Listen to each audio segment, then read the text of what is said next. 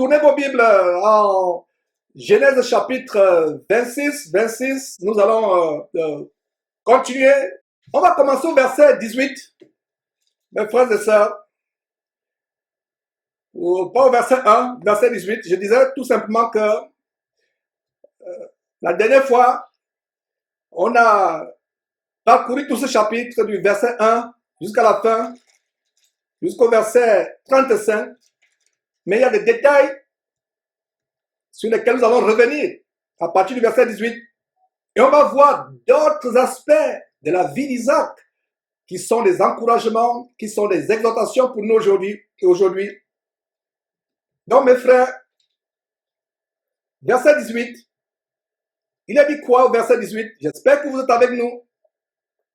Ayez des blocs-notes pour noter ces choses. Soyez studieux, ayez une attitude studieuse. Ayez des blocs-notes, des classeurs, des cahiers, gros cahiers. Soyons studieux. Prenons notre étude biblique au sérieux. Les gens aiment seulement les dénonciations des faux pasteurs sur Jésus-Christ. Je vais dire du moins les chrétiens encore charnels, bébés spirituels. En fait, nous dénonçons, nous montrons ces choses, les abominations de la fin des temps, pour les chrétiens qui sont encore charnels, qui n'ont pas encore l'acuité, la vision, la vue, spirituellement parlant, pour voir, pour discerner les choses terribles dans cette fin des temps. Mais pour le chrétien affermi dans la parole de Dieu, il n'a même pas besoin de ces vidéos que nous montrons. Parce que si tous les chrétiens lisaient assurément leur Bible, étaient attachés à la parole de Dieu, nous ne montrions pas cette dénonciation, nous n'exposerions pas ces faux pasteurs. Parce qu'un chrétien véritable qui lit sa Bible, dès qu'il y a un faux pasteur qui se pointe à l'horizon, que ce soit sur Internet ou physiquement, il détale là, il sait que c'est un faux pasteur.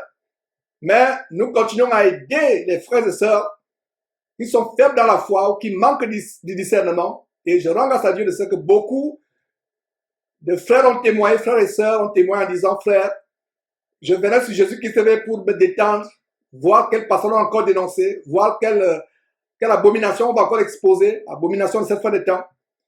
Mais j'ai été tellement touché par la parole de Dieu au point où je ne viens plus pour ces choses.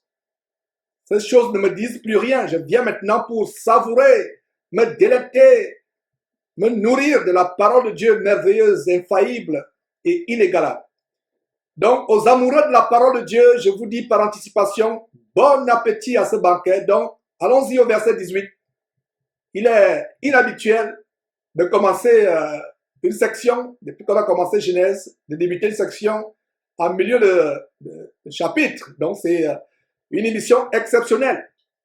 Donc, suite et fin de Genèse chapitre 26 à partir du verset 18.